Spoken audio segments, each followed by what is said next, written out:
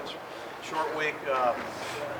Players had yesterday off, and we let the coaches sleep in a little bit after Christmas with their kids, and spent most of yesterday and last night getting ready for our last game. It's a real challenge for us. What do you feel about the way that your rookie tackles played? Pretty good. We're really pleased with those two guys.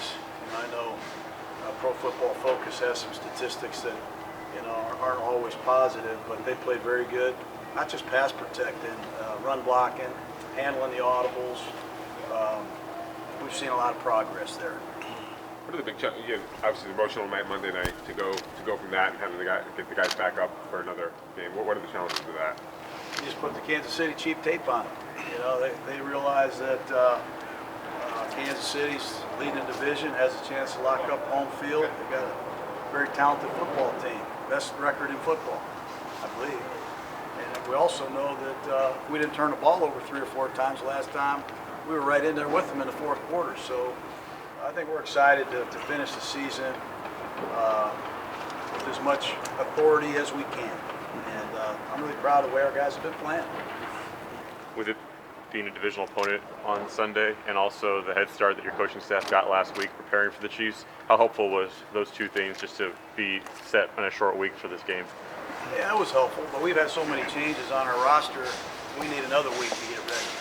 Last week we didn't have Hurst, we didn't have our starting corners. We're still getting good, ready to play right guard. So we still are in a transition mode. We moved Gilchrist to nickel. If you watch a game the other day, he played a fair amount there. So a lot of moving parts right now. The Chiefs are formidable, as you know. There's one play where Karl Joseph got called for a penalty where he really hit somebody good, and then Gilchrist had another one along the sideline where he really laid somebody out. How difficult is it to coach defensive backs now with the way the rules are, where they can still go out and be aggressive and be a force? I think it's a lot easier. I think we've done a good job for the most part trying to keep the helmet out of tackling. It's a cliche around the league now. And if you lead with your helmet or the crown of your helmet, you're going to be fouled. You're going to be fined. And hitting and hard hitting is a sign of a good football team. That's how you get the ball back. That's how you knock the ball loose.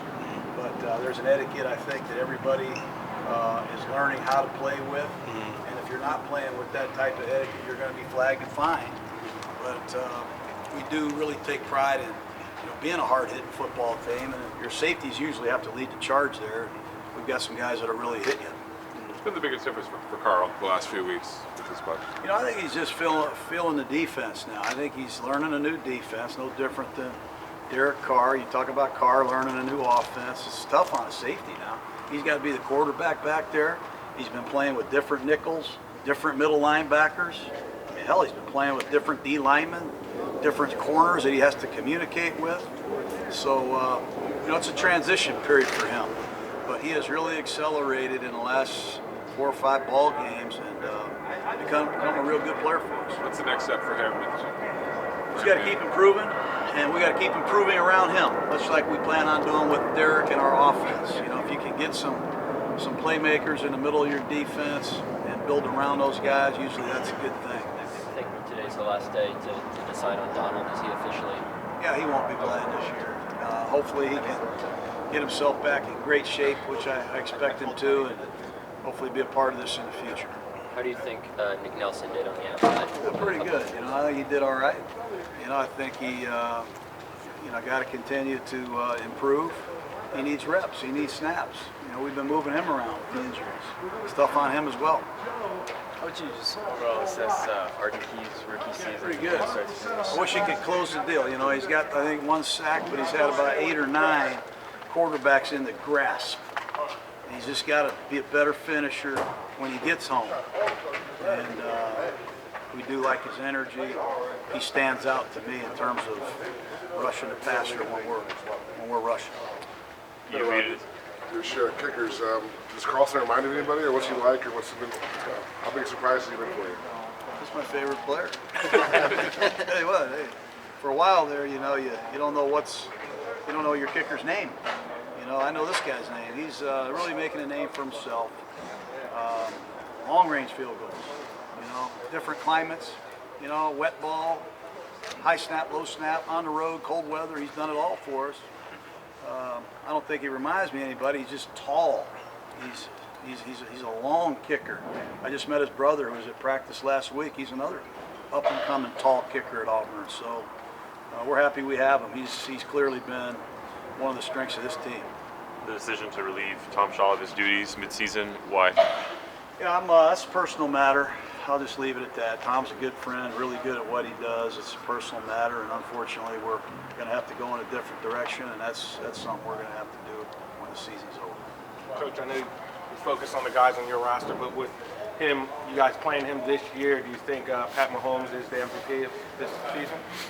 We haven't seen everybody. I don't know how you can't be the MVP after you look at his body of work as a first-year starter. Not to take anything away from Breeze or anybody else that's played at a high level, but this guy's making throws that people haven't seen before. And closing in on 50 touchdown passes in your first year as a starter. That's quite amazing. And he's taking care of the ball, and he's won games for his team. So if I did have a vote, I would probably stand here in front of these microphones and say I'd vote for him. As much as Jordy's been a help in the receivers room all year, really gotten involved the last 4 weeks, catching the ball. I mean, how big is that to the offense to be able to have him out there? He's a good player. He's as good a player as you'll ever get a chance to coach. He's so instinctive, so smart, so versatile, and so team-oriented. That's why he's here. I think he's got close to 30 catches in the last 4 games. He's healthy. He's learned our offense. He's learned how to play anywhere on the line. And third down, any down, he's still a really good quality wide receiver.